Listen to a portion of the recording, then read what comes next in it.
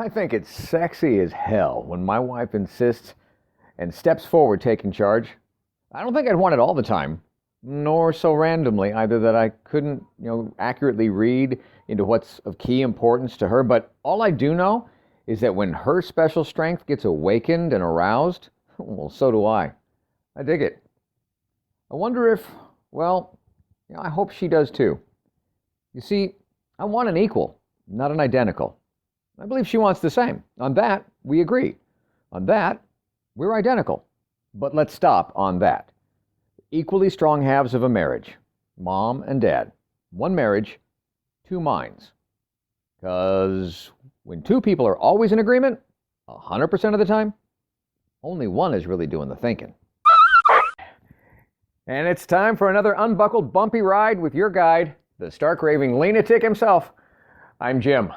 Let's jump right in again.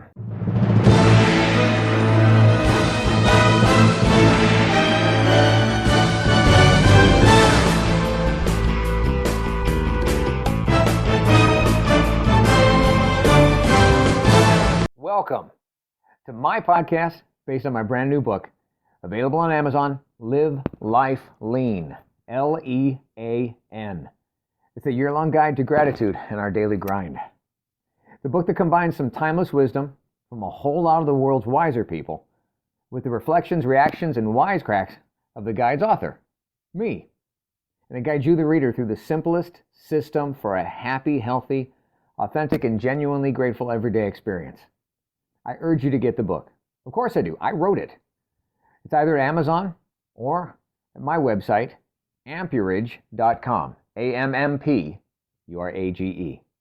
But even without it, let's make next week better than last, our next year better than the past, and get started now with today's episode of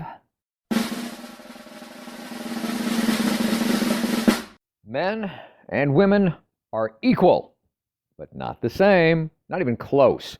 And it's way more than butts and boobs and balls and biceps and even brains. We all can say we know that this is to be true, but do we? Do we really show each other how we accept, without exception, how we are equal through being different? Strange how it's easier for us to see equality when it looks like us. Male or female, mom or dad. Funny how we say we want an equal, albeit if not identical, in our mom and dad dynamic duo. But we don't, at least I don't, enough, just accept the equal in our other half at face value. And in so doing, it would give ourselves the chance to fully face the fact of our equality without doubt. And that could bring both halves closer to the middle, closer to each other, without expecting the other to, way down deep inside, become more like them, more like me.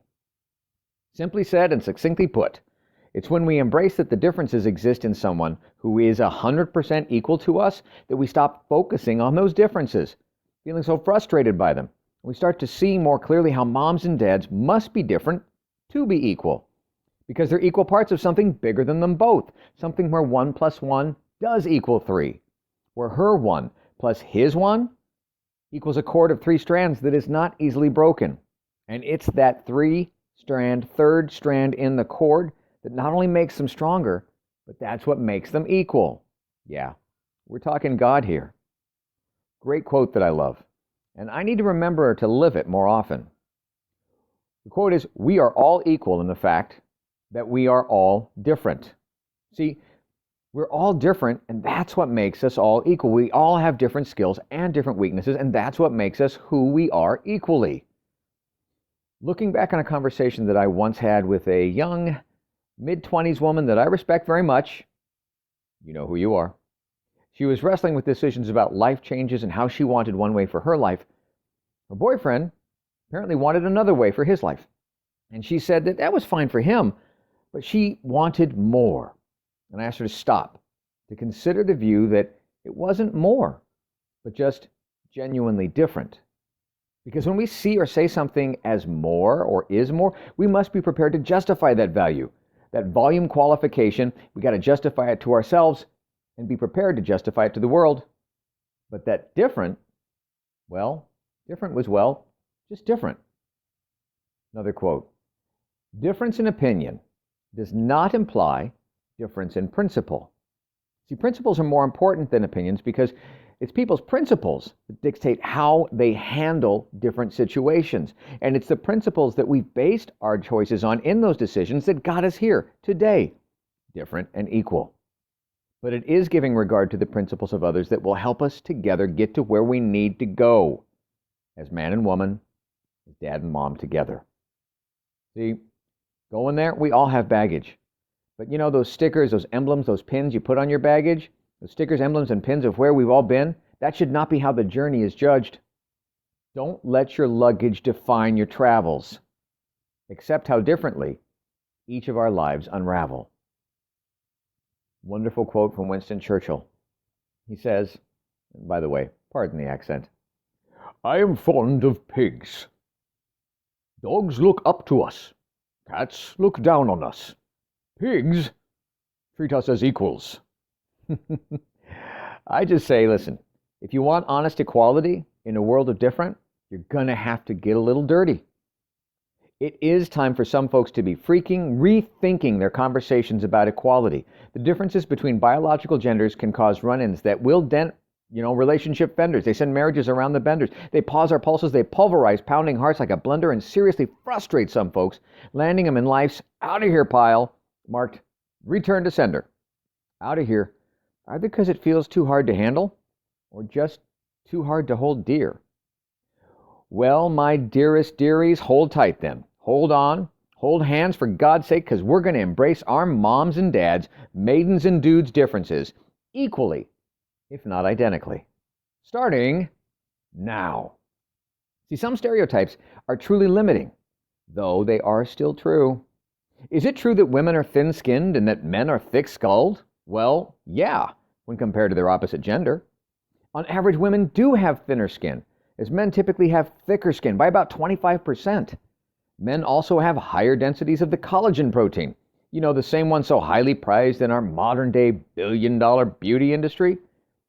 But the differences in density go beyond skin deep. Usually, men also have denser, stronger bones, tendons, and ligaments than women. Denser, stronger bones, you say, Jim? Well, the skull is made of bones. Does that mean that men are thicker skulled and more dense above the neck? Don't ask me, I'm just a man.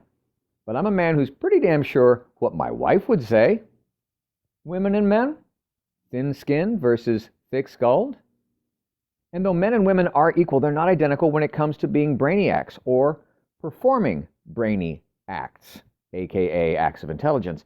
There are differences in the way male and female brains are structured, how they process info, and they interact with chemical signals. On one hand, men have more information containing gray matter, but women have more white matter, and that's what contains and connects the different parts of the brain. It's like a superior infrastructure, one might say. Also, women have bigger memory centers than men. So, fellas, when she references everything from, on our first date, you, whatever, and on our third anniversary, you, whatever, etc., just agree, apologize, and get your ass over to 1-800-FLOWERS so she'll have a nicer, newer memory made, one that we men will famously forget about down the road, but she won't. Besides, think how nice those flowers will make the house smell. And men, speaking of smells, speaking of scents that make good sense, be sure that your stories can pass the sniff test. And women, if those stories don't pass that sniff test, FYI for your information, that cold shoulder treatment may not work. See those flowers I mentioned? Well, women have better senses of smell and taste. They've got 50 more cells, neurons, in their olfactory lobes.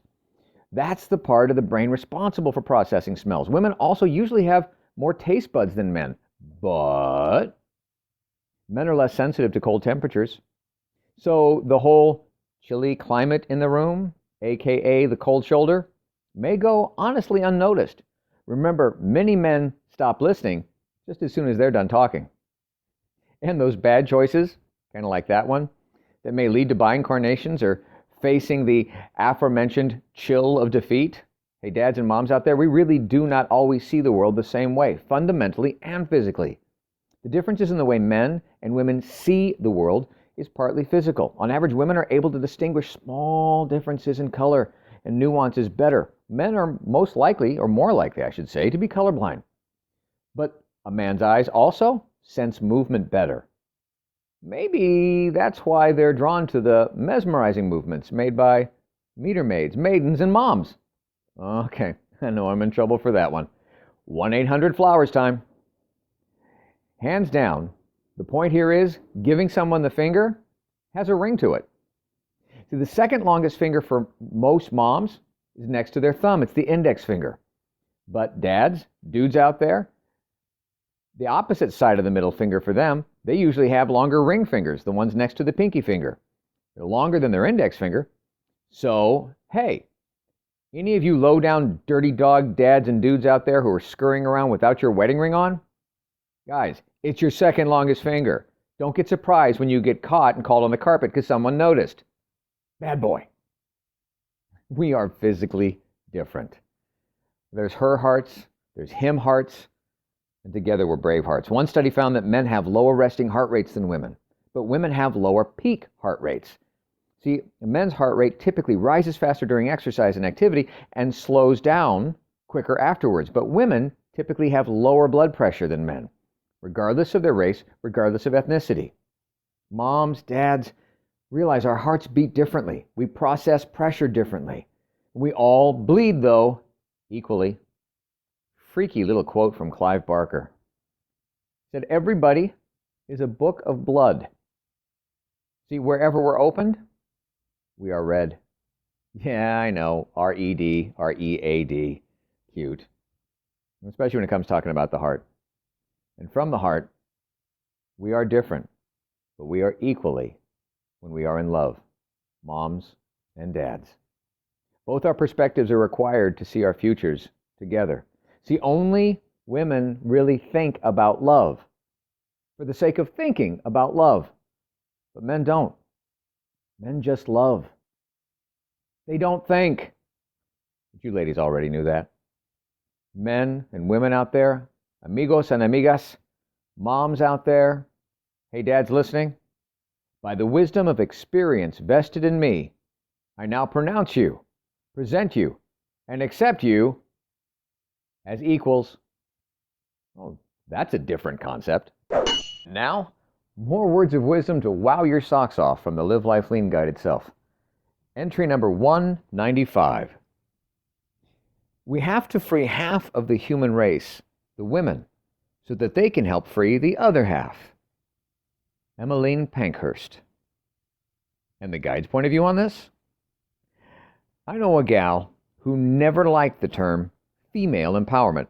Not because she doesn't want to experience power, more because the term empower meant to give power to, and she knows she's always had it. So what do you think about this? Using the Live Life Lean guided journal system, what have you earned recently that wasn't just handed to you? What have you learned that was brand new to you? Where have you added to the world that was really just awesome above and beyond you? Now be grateful for all of it, reflect on it, respect it, and navigate somewhere next. Thank you for listening.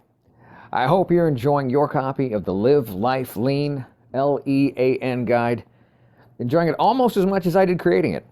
And if you don't have a copy yet, go on over to ampurage.com or Amazon and get started today experiencing the amazing power of knowing every day is literally yours to be grateful about, and you need never feel unfulfilled again. I'm Jim Hall, and until next time, good health, God bless, and now go get a little dirty learning something new, earning what's not given to you, adding to this crazy world that we share, and navigating your way to something new and next.